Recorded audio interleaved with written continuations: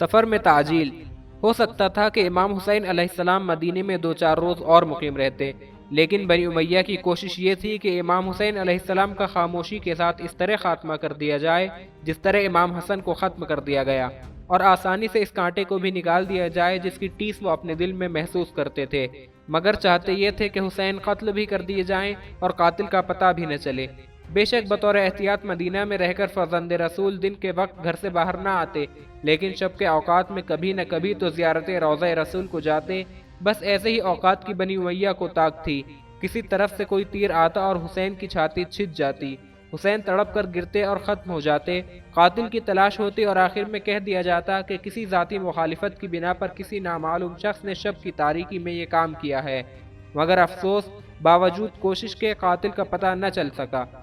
یا یوں ہوتا کہ کسی بڑے حریص و طمع کو بہت بڑا لالچ دیا جاتا اور اس سے فرزند رسول کی دعوت کرائی جاتی اور اس بہانے زہر دے کر مار دیا جاتا اور یہ کہہ دیا جاتا کہ غذا بہت خوش ذائقہ تھی اور حسین کی پسندیدہ تھی، اس لیے وہ ضرورت سے زیادہ کھا گئے، نتیجے میں سوء ہضم سے کوئی ایسی تکلیف پیدا ہوئی جو موت پر منتج ہوئی۔ تو اس طرح حسین علیہ السلام تو راہ خدا ہی میں شہید ہوتے، لیکن یہ قربانی بے اثر ہو کر رہ جاتی۔ دنیا میں نہ جانے ایسی کئی ہزار یا کئی لاکھ قربانیاں ہیں جن کا اثر چند روز رہا اور اس کے بعد دنیا نے ان کو بالکل فراموش کر دیا اور وہ قطعی بے اثر ہو کر رہ گئیں۔ یہ بالکل یقینی بات ہے کہ اگر حسین تعجیل نہ فرماتے تو پھر مدینے سے نکل ہی نہ سکتے تھے، قید تو ضرور کر ہی لیے جاتے اور اس کے بعد خاموشی سے کسی نہ کسی طرح قتل بھی کر دیے جاتے۔ بے شک بنی ہاشم چیختے کہ بنی امیہ نے حسین کو قتل کر دیا، لیکن اس بات کو کوئی صحیح سمجھتا، کوئی غلط خیال کرتا اور واقعہ شبہ کی نظر ہو کر بالکل ختم ہو جاتا، تو اس صورت میں حسین حقیقتاً ناکام ہو جاتے۔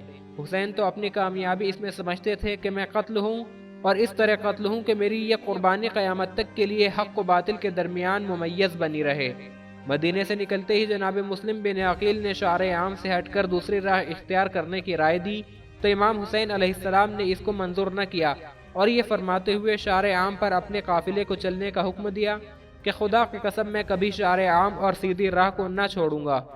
اور جب آپ کو مکے کے پہاڑ نظر آنے لگے تو آپ نے یہ آیہ کریمہ تلاوت فرمائی، وَلَمَّا تَوَجَّهَ تِلْقَاءَ مَدْيَنَ قَالَ عَسَىٰ رَبِّي أَن يَهْدِيَنِي سَوَاءَ السَّبِيلِ۔ سورہ قصص آیت 22۔ حوالہ طبری جلد 6 صفحہ 191۔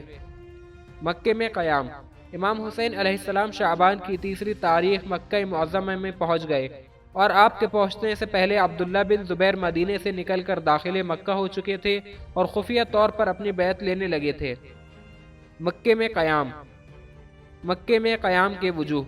حسین علیہ السلام نے مدینے سے نکل کر مکے کا رخ کیا اور اس کو اپنے عارضی قیام کے لیے کیوں منتخب فرمایا؟ یہ بات بہت آسانی سے سمجھی جا سکتی ہے۔ اول تو اس لیے کہ دنیا کی توجہ اس طرف منعطف ہو جائے کہ حسین بیعت کے لیے تیار نہیں ہیں اور حرم خدا میں بطور پناہ گزین مقیم ہیں۔ چنانچہ امام حسین کے اس قیام کو دنیا آج بھی پناہ لینے ہی سے تعبیر کرتی ہے۔ دوسری وجہ جو اہم تر ہے یہ ہے کہ اگر حضرت محض جان بچانا چاہتے تو جنگلوں میں نکل جاتے یا پہاڑوں کا رخ کرتے۔ عرب میں نہ جانے کتنے مقامات ایسے ہیں جہاں برسوں بھی امام حسین کے قیام کی خبر نہ ملتی،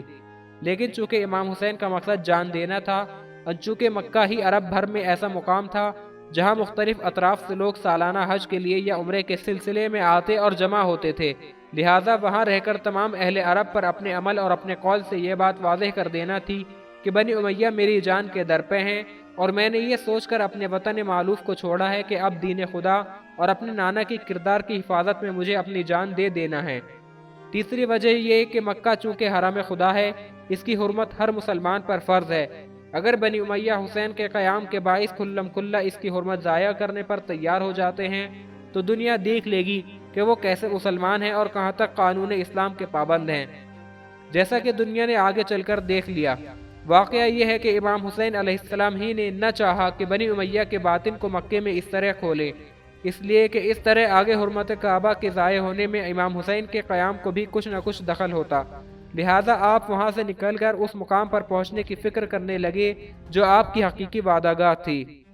متواتر 4 ماہ تک فرزند رسول کا قیام مکے میں رہا، نامعلوم کہاں کہاں کے لوگوں سے حضرت نے ملاقاتیں کی اور اپنا مقصد واضح کیا۔ شدہ یہ خبریں اہل عراق اور باشندگان کوفہ کو بھی ملی کہ حسین کسی طرح بیعت یزید کے لیے تیار نہیں ہیں اور مدینے سے ہجرت فرما کر مکے میں پناہ گزین ہو گئے ہیں۔